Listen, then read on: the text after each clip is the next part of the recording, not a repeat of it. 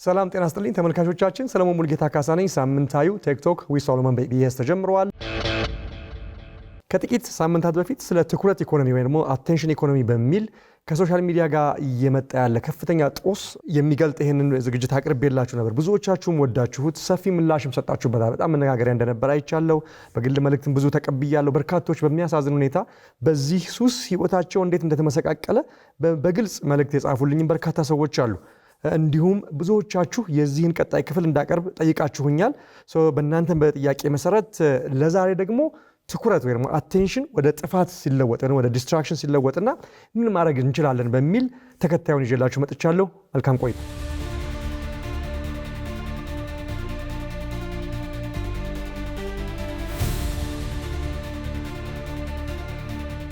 በጣም ግልጽ ሆነ ልናገረው የሚገባ አንድ እውነት አለ። ማለትም የትኩረት ኢኮኖሚ ወይ አቴንሽን ኢኮኖሚ በተለይ ሶሻል ሚዲያን በዋና ፕላትፎርምነት የሚጠቀመው ይህ አካሄድ ማለት ነው የንግድ ስራን መቀየርና እንደ ካቢላሜ ያሉትን የተወሰኑ የፈጠራ ባለሙያዎችን የሶሻል ሚዲያ ኢንፍሉዌንሰሮችን ባለጸጋ እያደረገ ብቻ አይደለም። ይህን እናውቃለን ሁላችንም። ይልቁንም የብዙ ሰዎችን ህይወት ጭምር በፍጹም በሚያስገርም ሁኔታ እየቀየረ ይገኛል። ለበጎ ግን አይደለም።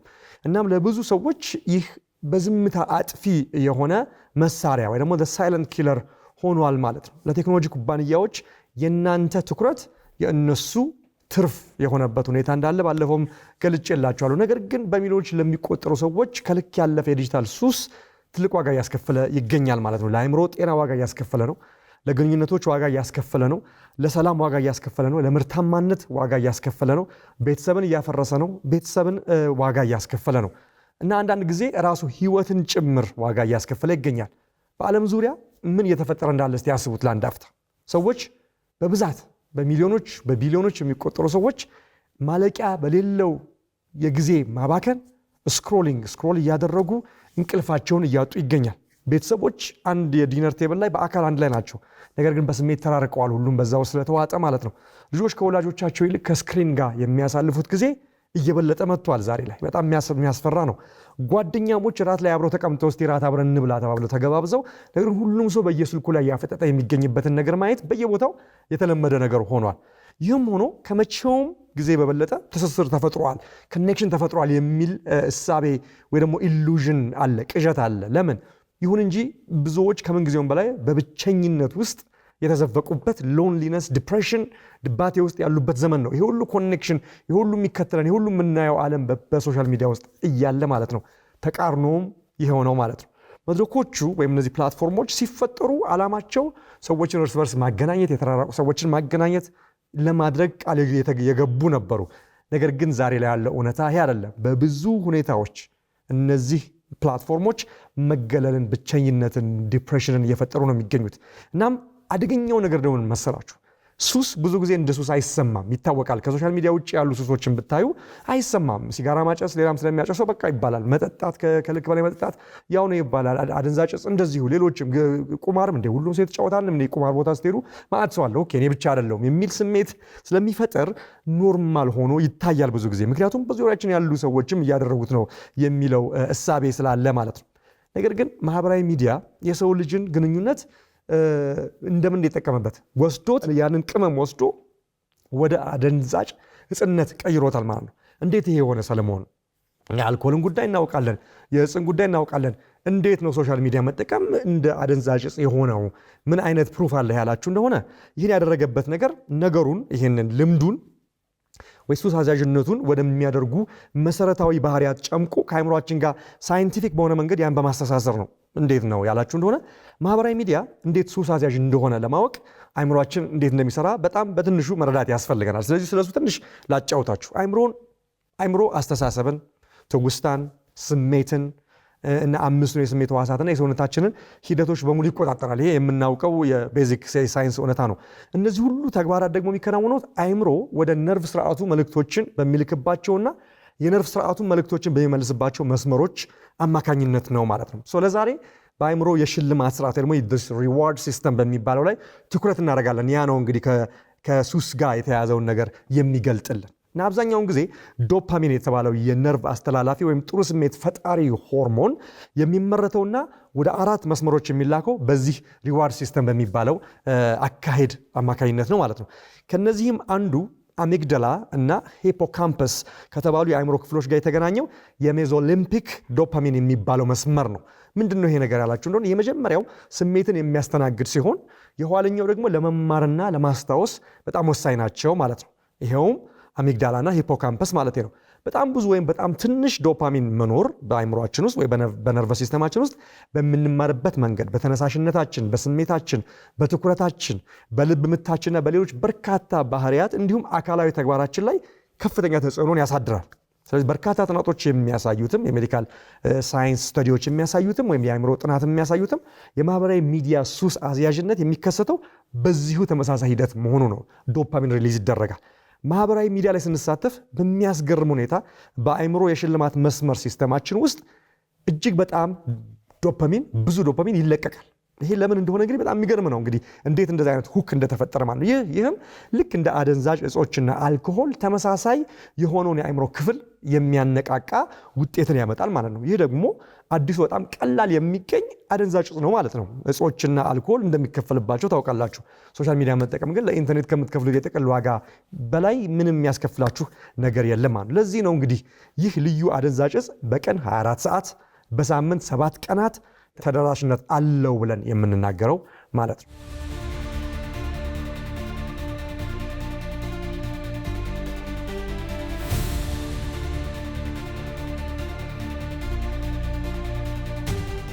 እንዲሁም የዚህ አዲስ አይነት በጣም ርካሽ ወይም ነፃ የሚባል ሱስ ማለቂያ የሌለው በመሆኑ እጅግ በጣም የተትረፈረፈ እንደሆነ እናውቃለን። ለምን? ቲክቶክ ፊዱ አያልቅም አይደል? እናንተ ስክሮል ማድረግ እስካልደከማችሁ ድረስ 24 ሰዓት 365 ቀን ለአንዲትም ሰከንድ ሳይቋረጥ ኢንተርኔት ካልጠፋ በስተቀር ስክሮሉ ላይ ፊዱ አያልቅም። ሁሌ አዲስ ነገሮችን ያቀርባል።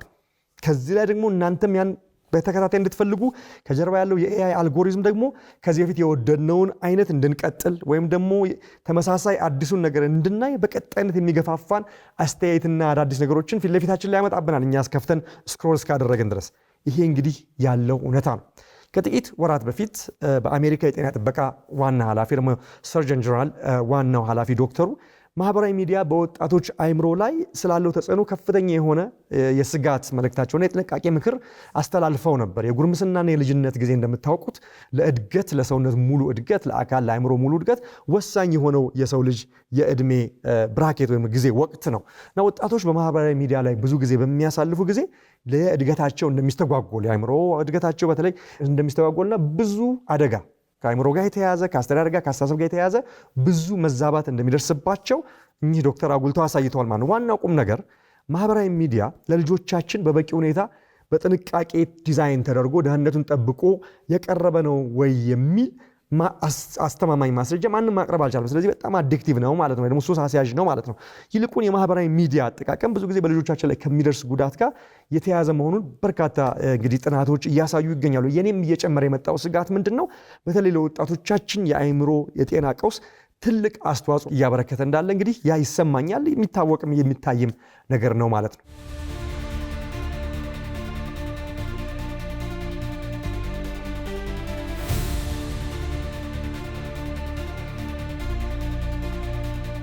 ነገር ግን ይህን ለታዳጊዎች እንዴት ብሎ መናገር ይቻላል? እንዴት ብለን ነው የምናስረዳው ይህን ነገር ለወጣቶች? አንዲት በዚሁ ዕድሜ ውስጥ ያለች አሜሪካዊ የ18 ዓመት ወጣት ማሪያና ሜየርስ የተባለች ተማሪ የሃይስኩል ተማሪ ይህን ለእኩዮቿ በሚገባቸው መንገድ ለማሳየት እንግዲህ ሙከራ አድርጋለች።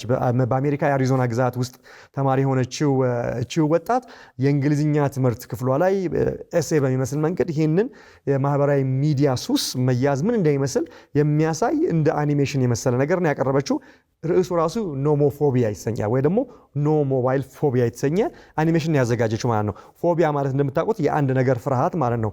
ኖሞፎቢያ ማለት እንግዲህ ስልክን በእጅ ላይ ይዞ አለመጠቀም ወይ ደግሞ ስልክን ከእጅ አርቆ በነፃ ከስልክ ውጪ የሚሆን ቆይታን የማሳለፍ ፍርሃት እንደማለት ነው ማለት ነው። ስለዚህ የቪዲዮ ሀሳብ ቴክኖሎጂ በተለይም ደግሞ ስማርት ስልኮችና ማህበራዊ ሚዲያ በጣም ጥሩ መሳሪያና መጠቀሚያ ሆነው እያለ ነገር ከልክ በላይ መጠቀም ወይ ደግሞ ያለ እነሱ ህይወት የሌለ እስኪመስል ነገር ማሰብ የሚያመጣውን መዘዝ እንግዲህ የሚገልጥ አይነት ነገር ነው ያሳየችው ማለት ነው። የዚች ወጣት ቪዲዮ በሚገርም ሁኔታ አሁን በአሜሪካ ወጣቶች ዘንድ የጤና ቀውስ ፈጥሯል በማለት ሜታን ወይ ደግሞ ፌስቡክን ስናፕቻትንና ቲክቶክን እየከሰሰ በሚገኘው የወረዳው እሷ በማለችበት ወረዳ የሚገኘው የትምህርት ስርዓት የክስ አካልም ሆኗል እንደ ምስክር ማለት ነው። አንድ በዚህ ውስጥ በጣም የሚገርም ነገር ልንገራችሁ። የነዚህ ፕላትፎርሞች አሁን የጠቀስኩላችሁ ፕላትፎርሞች እንግዲህ ፈጣሪ ያላቸው ሲኢኦዎች አሏቸው፣ ባለቤት አላቸው አይደለም። ባለቤቶቹ ሲኢኦዎቹ ቤተሰብ ያሏቸው፣ ብዙዎቹ ቤተሰብ አላቸው፣ ልጆች አሏቸው።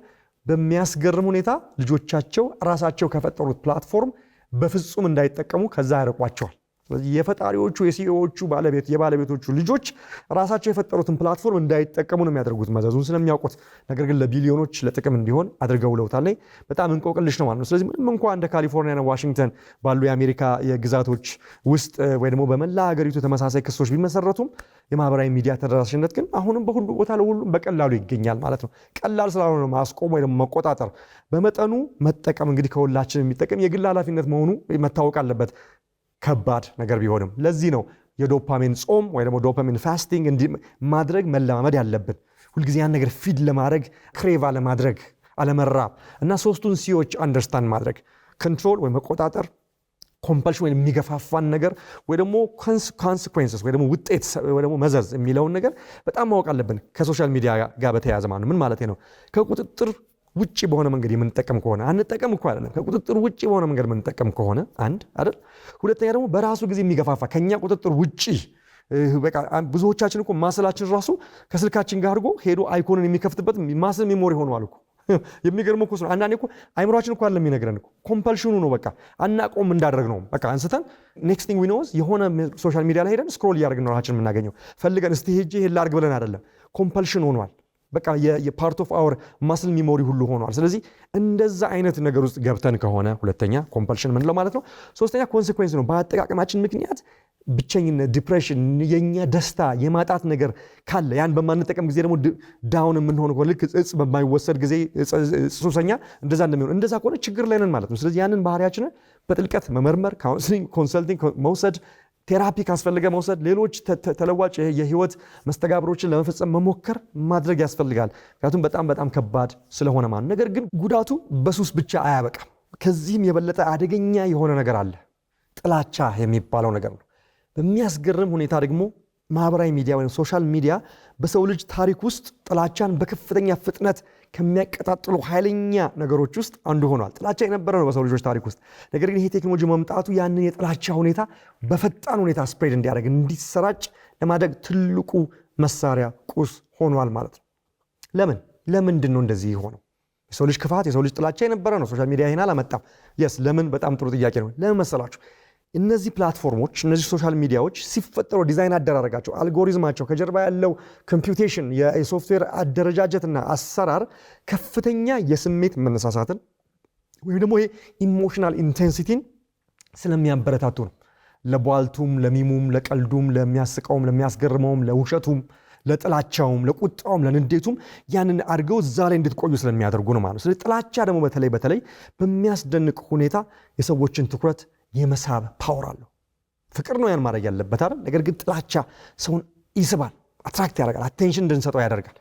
በተለይ ፍርሃት፣ ቁጣ፣ ጎጠኝነት በፍጥነት ይሰራጫሉ። እናም በሚያሳዝን ሁኔታ ጥላቻ እጅግ በጣም ፈጣን በሆነ ስፒድ ወይ ፍጥነት ይሰራጫል ማለት ነው። ይህ ማለት የዲጂታል መድረኮች እና የሶሻል ሚዲያዎች ሳያስቡት መቼም ጥላቻን ይግድ ለማሰራጨት ፈልገው አይደለም፣ አቴንሽን ኢኮኖሚውን ለማምጣት ሰውን እዛ ላይ 24 ሰዓት ለመጣድ እንጂ እዛ ላይ የሚደረገውን ነገር ጥላቻ ሆኖ እንዲሆን ለማድረግ አይደለም። ግን ያ የሆነ ነው ያለው። ሳያስቡት የብሔር መከፋፈልን፣ የዘር ጥላቻ፣ የውጭ ሀገር ዜጎች ጥላቻ ወይ ደግሞ ዜኖፎቢያ የሚባለውና የሃይማኖት አክራሪነትን እንደ አደገኛ የሐሰት መረጃዎች ሊያባብሱ ይችላሉ ማለት ነው። ይህንን በዓለም አቀፍ ደረጃ ተመልክተናል። አፍሪካም ከዚህ ነፃ አይደለችም። እንዲሁም በሰሞኑ የምታዩት በደቡብ አፍሪካ እየሆነ ያለው በውጭ ሀገር ዜጎች ላይ ያነጣጠረ የጥላቻ ወይም ዜኖፎቢክ ውጥረትን አስቡ። ይሄ ደግሞ በሶሻል ሚዲያ የበለጠ እየተጋጋለ እንደሆነ እናውቃለን። እንዲያየንም ስለሆነ ነው። ስለ ስደተኞች የሚነዙ አሉታዊ ትርክቶች በኢንተርኔት ላይ በፍጥነት ይሰራጫሉ ያሉት። አሉባልታ የብዙዎች መነጋገሪያ ወይ ትሬንድ ይሆናል አይደል? ስክሮል ላይ ይመጣል። መነጋገሪያ ወደ ብስጭት ያድጋል። ሰው ያንሲያ ይናደዳል። በሁለቱም ሳይድ ያለው ብስጭቱ ወደ ቁጣ ይለወጣል። ቁጣው ደግሞ የእውነት የህይወት መዘዝ ላይ፣ ግድያ ላይ፣ ስቃይ ላይ፣ ድብደባ ላይና አሰቃቂ ነገሮች ላይ ይሸጋግራል ማለት ነው። ስለዚህ ይሄን በድንገት ደግሞ ይሄ ምን ይሆናል? የዚህ ዲጂታል ዓለም መርዛማነት ወደ አካላዊ ጥቃት ይቀየራል ማለት ነው። እዛ ላይ እኮ መሰዳደብና መለፋለፍ ብቻ ሆኖ ቢቀር አንድ ነገር ነው። ነገር ግን እዛ ዲጂታል ዓለሙ ላይ የምናየው ነገር ጥላቻው፣ ስድድቡ፣ ቢተርነሱ፣ የልብ ክፋቱ ወደ አካላዊ ጥቃት ደግሞ ሲቀየር እናየዋለን ማለት ነው። ማህበራዊ ሚዲያ ከእንግዲህ መዝናኛ ብቻ አይደለም፣ ወይ ደግሞ ቨርቹዋል ዓለም ብቻ አይደለም። በፍጹም ይህን በጣም መረዳት አለብን። በሀገር አቀፍ ደረጃ የህዝብን ስሜት ሊቀርጽ ይችላል። ማህበረሰቦችን ሊያተራምስ ይችላል። መከፋፈልን ሊያቀጣጥል ይችላል። የገሃዱን ዓለም ግጭት ሊያባብስ ይችላል። ከእንግዲህ አደጋው የተሳሳተ መረጃ ብቻ እየተሰራጨ ነው፣ ውሸት ነው እዛ ላይ የሚል ብቻ ሳይሆን አደጋው ስሜትን እንደ ጦር መሳሪያ እየተጠቀመ በገሃዱ ዓለም ላይ ከፍተኛ የሆነ አሉታዊ ጫና ሊፈጥር ይችላል፣ እየፈጠረም ነው።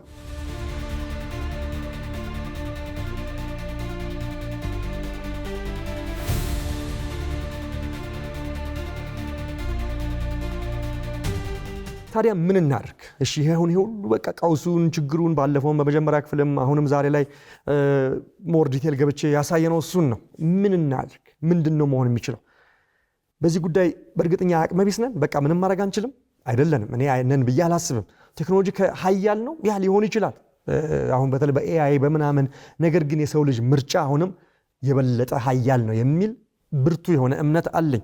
መልሰን መታገል እንችላለን በአራት ደረጃዎች፣ በግለሰብ ደረጃ፣ በቤተሰብ ደረጃ፣ በማህበረሰብ ደረጃና በሀገር ደረጃ ይህንን ትግል መቀጠል መቻል አለብን። ምንም ምርጫ የለንም ለማለት ነው። ለምን? በግለሰብ ደረጃ ምንድን ነው ማድረግ የምንችለው? እንግዲህ ይህንንም አንዳንድ ሀሳቦች እንደጠቃቅስ ነው እንግዲህ ይሄ ሾው ቀጣይ ኑሮ ያላችሁት። መቼም ፍጹም የሆነ መድኃኒት ልሰጣችሁ አልችልም ችግሩ ጥልቅ ስለሆነ።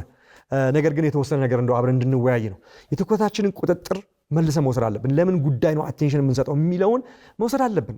ሶሻል ሚዲያ እኮ ያልነበረበት ዘመን ብዙዎቻችን እኮ ተወልደን በህይወት ያለንበት ዘመን እኮ ነው። በጣም እኮ ረጅም ጊዜ እኮ አይደለም። ከዛ ፊት እኮ ኑሮ ነበር እኮ፣ ኳሊቲ ኦፍ ላይፍ ነበር እኮ፣ አቴንሽን የምንሰጥባቸው ሌሎች ነገሮች እኮ ነበሩ። ስለዚህ ያለዚህ መኖር የማንችል እንደሆነ አድርገን ማሰብ በፍጹም የለብንም። ስለዚህ ኮንትሮሉን ጌን ማድረግ እንችላለን። ይሄን በጣም ማሰብ አለብን። እኔ ቴክኖሎጂ እየተጠቀምኩ ነው ወይስ ቴክኖሎጂን እየተጠቀመ ነው የሚለውን ነገር ራሳችሁን አጥብቃችሁ ጠይቁት። ቀላል ልማዶች ትልልቅ ለውጥን ያመጣሉ አይደለ? አላስፈላጊ ማስታወቂያዎችን፣ ኖቲፊኬሽኖችን እስቲ አጥፉ። ስልካችሁ ላይ ሄዳችሁ ከፊት እንዳይመጣ ሄዳችሁ እንዳታዩ ኖቲፊኬሽኖችን ኦፍ በማድረግ ጀምሩ። እስቲ ትንንሽ ሜጀሮች ናቸው የሚጠቅሟችሁ። ከስክሪን ነፃ የሆኑ ሰዓታትን መድቡ። ስልኩ ራሱ ያን የሚሰጣችሁ ኖቲፊኬሽን አለ፣ እሱን አድርጉ። ማለቂያ የሌለውን ስክሮል ቀንሱ። በቃ ታገሉ ከራሳችሁ ጋር። ልክ እንደ ትልቅ ሱስ አድርጋችሁ ቆጠሩና ታገሉ። ወጣ ብላችሁ ወክ አድርጉ። ከሰዎች ጋር ሻይ ጠጡ። ሻይ ስትጠጡ ስልካችሁ ወይ ቦርሳችሁ ወይ ኪሳችሁ ውስጥ ክተቱ። አታውጡት። ሳይለንት የማድረግ ነገር እንልመድ። የተለያዩ እንቅስቃሴዎችን እናድርግ። ከሰዎች ጋር ጊዜ እናሳልፍ። እነዚህ ነገሮች ትንንሽ ይመስላሉ፣ ግን የኖርንባቸው መስተጋብሮች ስለሆኑ አሁን በቅርብ መጥቶ የእኛን ህይወት እየመረዘ ያለውን ሶሻል ሚዲያ ማሸነፍ ይችላሉ ማለት ነው። በዲጂታል አጠቃቀማችሁ ላይ ዓላማ ይኖራችሁ ማለት ስንጠቀም እኮ ለበጎ ነገር ሶሻል ሚዲያዎች ላይ እኮ በጣም የሚገራርሙ እኮ ነገሮች አሉ። ጥሩ ነገሮች፣ ትምህርት የምንማርባቸው፣ መፍትሄ የምናገኝባቸው ሌሎቹ ነገሮች አሉ። ዩቲዩብ ላይ በጣም በርካታ ነገር ትማራላችሁ። የቴክኖሎጂ ሾው ታያላችሁ፣ ስለ ስፔስ ሳይንስ ታያላችሁ፣ ስለ ራስን ዴቨሎፕ ስለማድረግ ታያላችሁ። በጣም የሚገራርሙ ፖድካስቶች አሉ እዚሁ ላይ። ስለዚህ ለምን ጉዳይ ምንድን ነው የማየው፣ ፊዴ ምንድን ነው የሚሰጠኝ የሚለውን ነገር ማየት አለባችሁ። ትሬንዳችሁን መቀየር መቻል አለባችሁ።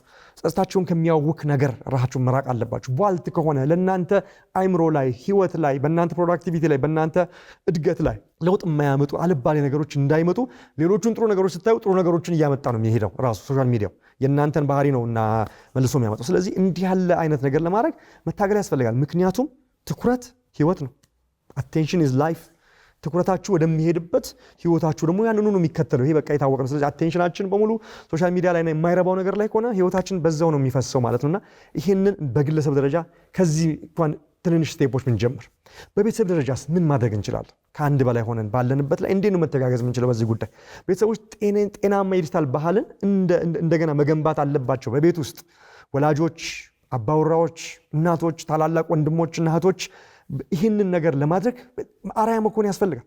አንዳንዴ ወላጆቻችን ከልጆች ጋር ወላጆችም ከልጆች እኩል እኮ ነው በዚህ ነገር ውስጥ የሚጠመዱት። ራት ላይ ቁጭ ብለው እኮ ራት እየተበላ መጎራረስ፣ መጫወት፣ መሳሳቅ የነበረበት ጊዜ አሁን በቅርብ ጊዜ መኖሩ እንደው የሌለ ይመስል እኮ ራት እየተበላ እኮ በአንድ እጅ ስልክ ሳይዞ በአንድ እጅ እኮ እየተጎረሰ ያለበት ጊዜ ነው ያለውና ቤተሰብ መሀል እንኳን ስለዚህ ይሄን እንዳይሆን በጣም ሲሪየስ የሆነ አትሊስት ስርዓት መጠበቅ እንዲቻል ስልክን ባስኬት ውስጥ ማስቀመጥ በፍጹም እንዳይደረግ ማድረግ ቤተሰብ ተስማምታችሁ እንኳን ራት ሰዓት ላይ እንኳን ጀምሩ እስኪ። ይሄ ቢሆን በጣም ወሳኝ ነገር ነው። ሌላው ደግሞ ወላጆች የልጆቻችሁን የዲጂታል አስተዳደግ ለአልጎሪዝሙ ለሶሻል ሚዲያው አሳልፋችሁ አስጡ አደራችሁ። በተለይ ደግሞ ከአደልቶች አዋቂዎች ባሉ ጊዜ አነስ ያሉ ልጆች እንዲተዋችሁ የእናንተን ጊዜ ላይ እንዳይወስድባችሁ የሆነ አይፓድ እየወረወራችሁላቸው የሆነ ስልክ እየወረወራችሁላቸው እዛ አታስለምዷቸው። ጌም ሊሆን ይችላል የሚያዩት፣ ነገር ግን በኋላ ሲያድግ ወደ ሶሻል ሚዲያ መጠመድ ውስጥ የሚገቡት ምን እንደሚያዩም አታውቁም። አንዳንዴ በተለይ ከኢንተርኔት ጋር የተያያዘ ነገር አድርጋችሁ የምትሰጧቸው ከሆነ በጣም ከባድ ነገር ነው። ስለዚህ በፍጹም ኃላፊነት የጎደለው ነገር ነውና የራሳችሁን ጊዜ ለማግኘት እያላችሁ ልጆቻችሁን በዛ ጦስ ውስጥ አትክተቱ። ልጆች ገደብ ወሰን ያስፈልጋቸዋል። ይሄ በጣም ግዴታ ነው። ቤተሰቦች ከኤሌክትሮኒክስ መሳሪያዎች ነፃ የሆኑ ጊዜዎች ቅድም እንዳልኩት የራት ሰዓቱም የዊኬንድ ሰዓቱም በሱ እንኳን ቢጀመር የዳበረ ሊሄድ ይችላል ማለት ነው። ከመሳሪያዎች ነፃ የሆኑ የገበታ ሰዓቶች፣ ደግሜ ምላችሁ እውነተኛ ውይይቶች፣ እውነተኛ አብሮነት፣ እውነተኛ ግንኙነት። ምክንያቱም የትኛውም አልጎሪዝም ልጆቻችንን ማሳደግ የለበትም። ቤተሰባችን ውስጥ ገብቶ የቤተሰብን መስተጋብር መረበሽ የለበትም። ስለዚህ ከቤተሰብ ይሄ እንኳን ቢጀመር የተቀየረ የመሄድ ባህሪ ተስፋ ይኖረዋል ማለት ነው።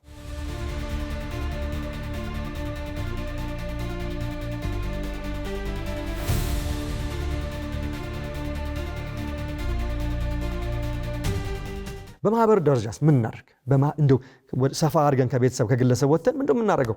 አይ ቲንክ በሰፊው የዲጂታል እውቀት ወይም ዲጂታል ሊትሬሲ የሚያስፈልገን ይመስለኛል። ሰዎች የሚከተሉትን ጥያቄዎች መጠየቅን መማር አለባቸው። ይሄ እውነት ነው? ሶሻል ሚዲያ ላይ የምናየው ነገር እውነት ነው? ይህን የፈጠረው ማን ነው? ይሄስ ይጠቅመኛል? ይሄ ሁልጊዜ በህይወቴ ሲመጣ ምን ያደርግልኛል? በማመኔስ ምን እጠቀማለሁ? በማየቴስ በተደጋጋሚ ምን እጠቀማለሁ? ምንስ እጎዳለሁ? ምን አይነት ስሜትን ለመቀስቀስ እየሞከረ ነው?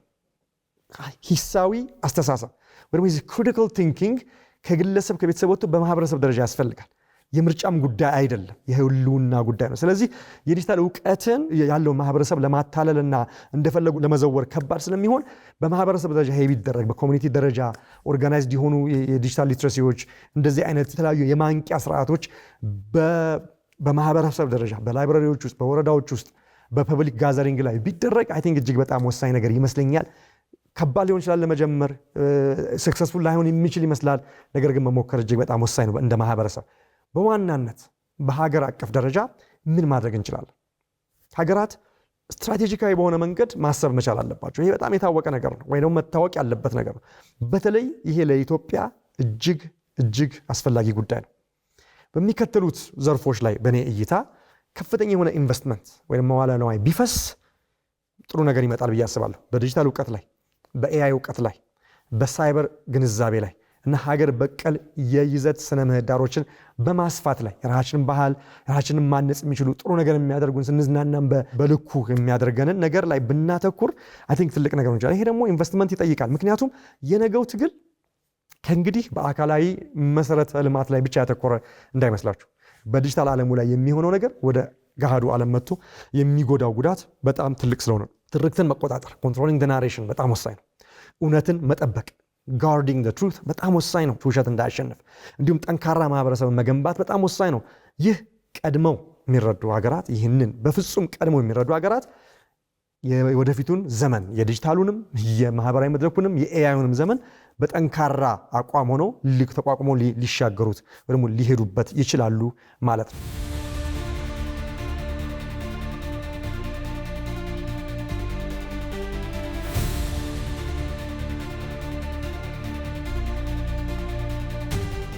ምን እያልን ነው ታዲያ? ከነፃ ሐሳብ መግለጽ ወደ ዲጂታል ጥበቃ እንግባ፣ ዲጂታል ጋርድ አድርገን ነገሮችን ሪስትሪክት እናድርግ እያለ ነው ወይስ ምንድነው እያለን ያለው? ምንድነው መሆን ያለበት? ተቆጣጥረንም አንችለውም ወይ ዘግተንም አንችለውም፣ ግን ምንድነው መሆን ያለበት የሚለውን ስናይ ዛሬ አንድ ወሳኝ ጥያቄ መጠየቅ ፈልጋለሁ። ማህበራዊ ሚዲያ መንግስታት ከእንግዲህ ችላ ሊሉት እስከማይችሉ ድረስ ሀያል ሆነዋል ወይ የሚለውን ጥያቄ ሁላችሁም አስቡ። መንግስታት እንኳን ሊቆጣጠሩት የማይችሉት ሀያል መሳሪያ ሆነዋል ወይ? በእኔ እይታ አዎ ነው። ለምን? አንዳንዶቹ ነገሮች እናያለን።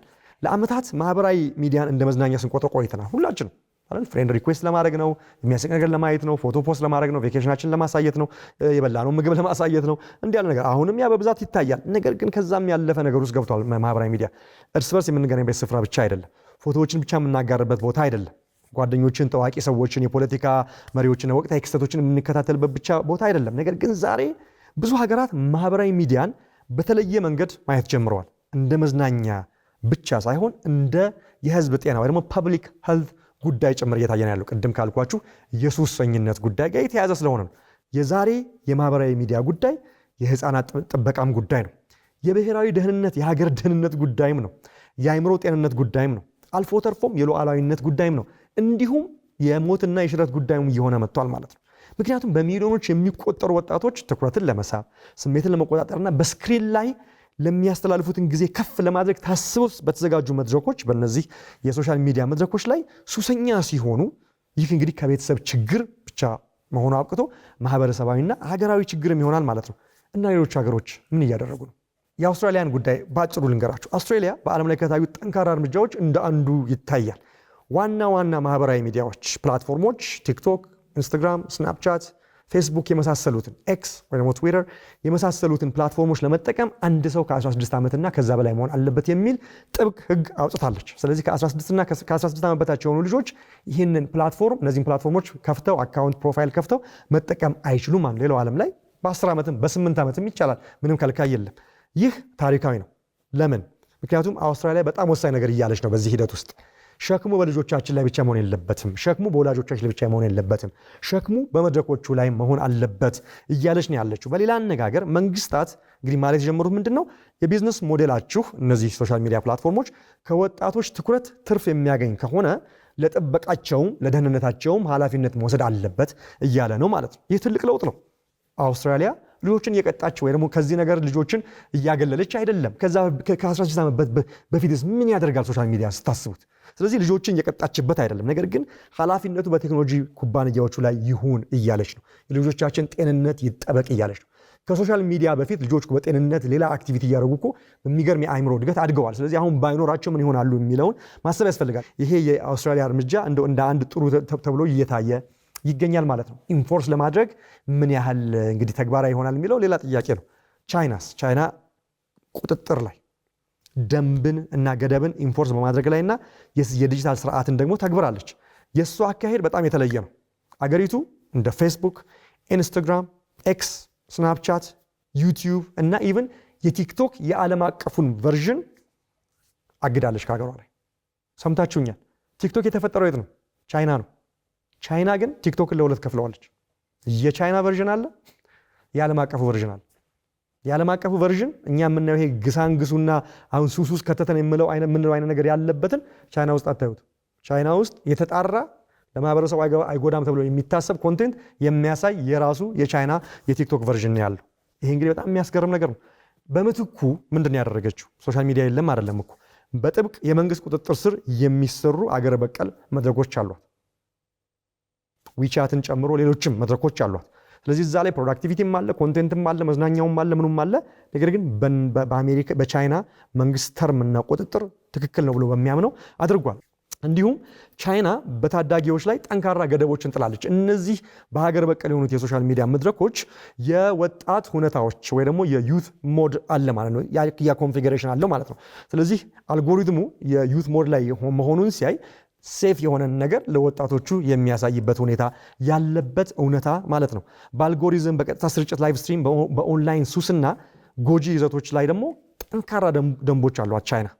እንግዲህ በቻይና የፖለቲካ ጉዳይ ላይ ብዙ ልንከራከር እንችላለን። ይሄ ውይይት የፖለቲካ ውይይት ስላልሆነ ይሄ እንትንነት ነው፣ ዲክቴተርነት ነው፣ ዲሞክራሲ መከልከል ነው፣ ነፃ ሀሳብ መከልከል ነው የሚለው ውይይት ሌላ አጀንዳ ይሁንና በዚህ ሀሳብ ልዩነት ሊኖር ይችላል በብዙ ፖለቲከኞች ወይም ፖለቲካ አናሊስቶች መካከል። ነገር ግን አንድ ነገር ግልጽ ነው። ከዚህ አንጻር ምንድን ነው ግልጽ የሆነው? ዲጂታል መድረኮች ገለልተኛ እንዳልሆኑና ቻይና ቀደም ብላ ተደርታለች ማለት ነው። ዝም ብሎ እዛ ጋ ያለ መዝናኛ ብቻ አይደለም ያለችው። ይሄ በጣም ወሳኝ በሀገር ላይ፣ በማህበረሰብ ላይ፣ በግለሰብ ላይ፣ በቤተሰብ ላይ ትልቅ ጦስ የሚያመጣ እንደሆነ በመረዳቷ ባህሪን ይቀርጻሉ፣ ባህልን ይቀርጻሉ፣ ታማኝነትን ይቀርጻሉ፣ ብሔራዊ ስነ ልቦናን ይቀርጻሉ። ይሄ እውነት ነው። ይህንን ደግሞ ቻይና ቀድማ ስላወቀች የዲጂታል ምህዳሩን እንደ ስትራቴጂካዊ የሀገር ግዛት ልክ እንደ ሶቨረንቲ እንደ ቴሪቶሪ እንደ ድንበር አይታ ነው እንግዲህ እየገዛችው የተቆጣጠረችው ያለችው ማለት ነው። ሌሎችም ሀገራት በተለያዩ አቅጣጫዎች እየተንቀሳቀሱ ነው። ብዙውን ጠቅሶ ጊዜም አይበቃንም። አንዳንዶች እድሜያቸው ያልደረሱ ልጆች እንዳይጠቀሙ ይከለክላሉ። አውስትራሊያን ጠቅሻለሁ። አንዳንዶች የወላጅን ፍቃድ ኮንሴንት እንዲኖር ያደርጋሉ፣ ያለዛ ልጆች እንዳይከፍቱ ያደርጋል። አንዳንዶች ሱስ አስያዥ የሆኑ የዲዛይን አሰራሮችን ይገድባሉ። አንዳንዶች በታዳጊዎች ላይ ያነጣጠሩ ማስጠንቀቂያዎችን ይከለክላሉ። አንዳንዶች ደግሞ አልጎሪዝሞችን ይቆጣጠራሉ፣ ከኋላ ሄደው ይሞክራሉ። አንዳንዶች መድረኮች ወይ እነዚህ ፕላትፎርሞች ጎጂ ይዘቶችን እንዲያነሱ ያስገድዳሉ ሲወጡ ወይ ከወጡ በኋላ። አንዳንዶች የእድሜ ማረጋገጫን ይጠይቃሉ፣ ሀገሮች ነው የምላችሁ። አንዳንዶች የውጭ ሀገር መድረኮችን ያግዳሉ፣ ቻይናን ጠቅሻለሁ እንደ ምሳሌ። አንዳንዶች የውጭ ሀገር ዲጂታል ስነ ምህዳሮችን የሀገር ውስጥ ያበረታታሉ ከውጭ ሀገሩ በላይ። አንዳንዶች ማህበራዊ ሚዲያን እንደ ብሔራዊ ደህንነት ጉዳይ አድርገው ይቆጣጠሩታል። ኢንዲያ አንዷ ነች፣ ቲክቶክን ከልክላለች አሁን ኢንዲያ የናሽናል ሶቨረንቲ በሚል። ዓለም እየነቃ ይመስላል ከዚህ አንጻር።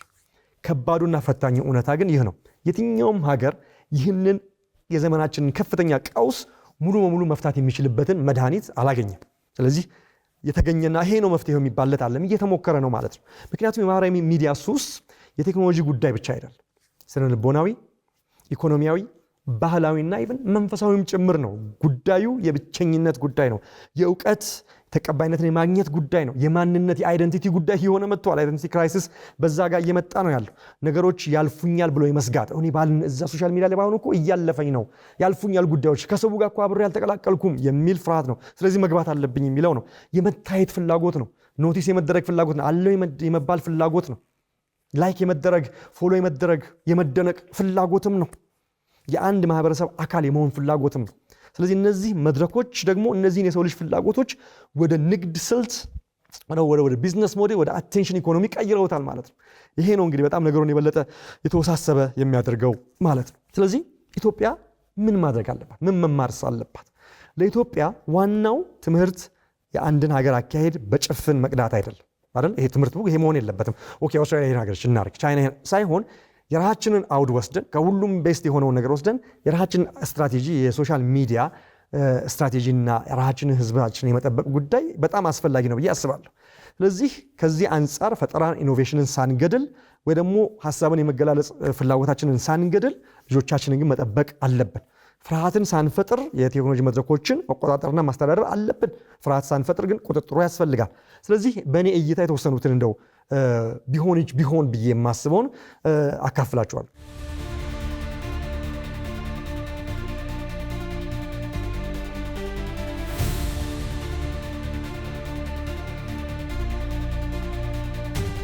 የመጀመሪያው በጣም ወሳኙ ብዬ የምወስደው ትምህርት ቤት ላይ የሚሰራው ስራ ነው። በትምህርት ቤቶች ውስጥ የዲጂታል ክህሎት ወይም ዲጂታል ሊትረሲ እና ይህንን የማንቃት ነገር ማስፋፋት ያስፈልጋል። በዩት ክለብ ሊሆን ይችላል። በጣም በተለያዩ መንገዶች ትምህርት ቤት ውስጥ ይሄ መሰራት አለበት። ወጣቱ ያለው እዛ ነው። ሁለተኛ ለወጣቶች የዲጂታል ስኪል እና የኤአይ ስኪሎችን የዲጂታል ሚዲያ አጠቃቀምን ግንዛቤ መፍጠር ያስፈልጋል። በማህበረሰብ ደረጃ በላይብራሪዎች ውስጥ፣ በወረዳዎች ውስጥ፣ በክለቦች ውስጥ፣ በፐብሊክ ጋዘሪንግ ላይ የሚሆን ነው። ሶስተኛው በኦንላይን ለሚሰራጩ የጥላቻ ንግግሮች፣ የብጥብጥ ቅስቀሳዎችና የተቀናጁ ማጭበርበሮች ላይ ጠንካራ ቅጣትና ሕግ መተግበር ያስፈልጋል። አይ ቲንክ የተወሰነ አሰራር እንዳለ አስባለሁ። በጣም አጠናክሮ መቀጠል ያስፈልጋል። አራተኛ ልጆችን ሱስ ከሚያስይዙ አሰራሮች፣ ዲዛይኖችና ጎጂ ይዘቶች መጠበቅ ያስፈልጋል። ይህ እንግዲህ በጣም ከፍተኛ ጥናት ሪሰርችና የባለሙያዎች ተሳትፎ የሚያስፈልግ ይመስለኛል። አምስተኛው በሀገር ውስጥ ይዘቶች ላይ ትኩረት አድርጎ በዛ ላይ መዋለ ንዋይ አፍስሶ እንደዚህ አይነት ክሬተሮች ያሉትን ባህላችንን የማይጎዳ የሚያንጽ፣ የሚያስተምር፣ የሚያሳድግ ነገር የሚያደርጉ የሶሻል ሚዲያ ክሬተሮችን እንደዚህ አይነት የክሬቲቭ ወጣቶችን አንደኛ እነሱም ገንዘብ ያገኙበታል። ሁለተኛ ማህበረሰቡ የሚማረው በጎ ነገርን ማብዛት ይቻላል ማለት ነው ከግሳንግሱ ውጪ። ስለዚህ እዚህ ላይ ኢንቨስት አድርጎ መስራት ያስፈልጋል ብዬ አስባለሁ።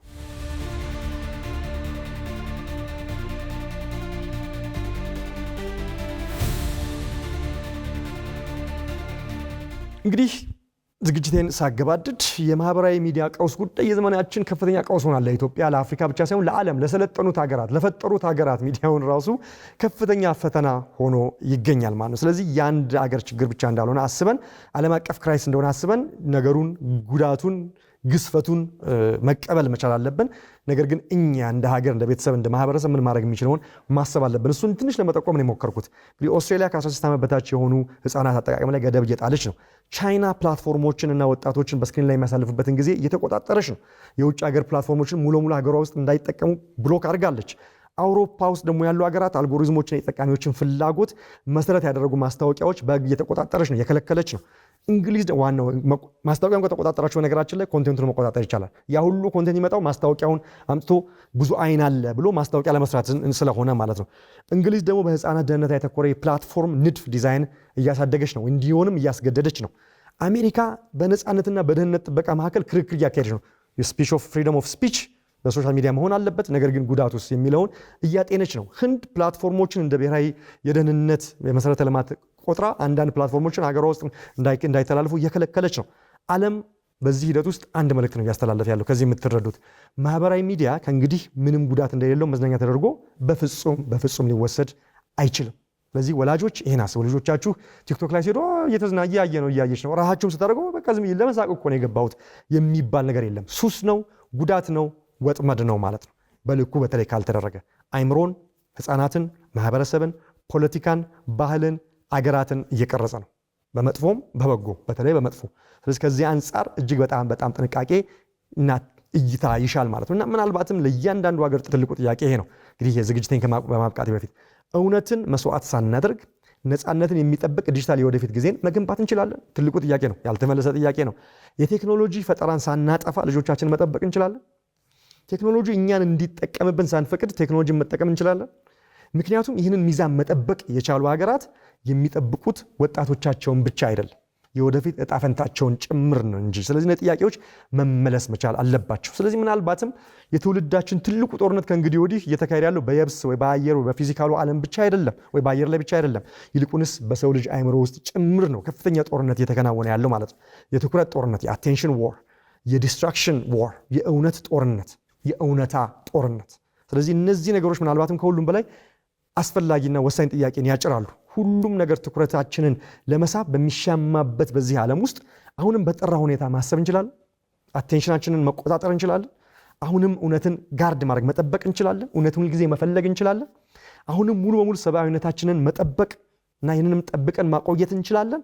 ምክንያቱም የወደፊቱ ጊዜ እጅግ በጣም ኃይለኛ የሆነውን ኤአይ ለያዙት ብቻ ላይሆን ይችላል። ኤአይ ምክንያቱም በሶሻል ሚዲያ ውስጥ ላይም ገብቶ የሚጫወተው ሚና ከፍተኛ ስለሆነ ከሌሎችም ነገሮች በተጨማሪ ይልቁንም የወደፊቱ ጊዜ ብልህ በሆኑ ማሽኖች ዘመን፣ በእነዚህ በሚያስቡ ማሽኖች ዘመን ውስጥ ጥበብን፣ ራስ መግዛትን፣ እውነትንና ሰብአዊነትን ጠብቀው ለሚያቆዩ ሀገራትና ማህበረሰቦች የወደፊቱ ጊዜ ብሩህ ነው ብዬ አስባለሁ። ተመልካቾቼ የዛሬውን ፕሮግራም እንደወዳችሁ ተስፋ አደርጋለሁ። ከመጀመሪያው ክፍል ፕሮግራም ከ4 ሳምንት በፊት ያስተላለፍኩትን በጣም ስለወደዳችሁት ተከታይ ዝግጅት ብታቀርብ ባላችሁ መሰረት ይህንን አቅርቤያለሁ። መድኃኒት ዓለም ላይም ስላልተገኘለት የተወሰነ መፍትሄ ጠቋሚ ነገር ሞር ዴፕዝ ያለው ነገር ከባለፈው ላይ ተጨማሪ ነገር ስጋቱንም ከዛ ደግሞ መፍትሄ ምንድነው መመካከር ያስፈልጋል የሚለውን ለመቃኘት ያህል ይህንን ወደ እናንተ አቅርቤያለሁ። አሁንም ብዙ ነገር እንደተማራችሁበት አሁንም ደግማችሁ የሶሻል ሚዲያን ጉዳይ ለራሳችሁም ለልጆቻችሁም ለወዳጆቻችሁም እንድታስቡ እንድትመካከሩ የሚያደርግ ነገር ትንሽ መስጠት ችያለሁ ብዬ አስባለሁ። ሳምንት በሌላ ፕሮግራም እስከምንገናኝ ቸር ሰንብቱ።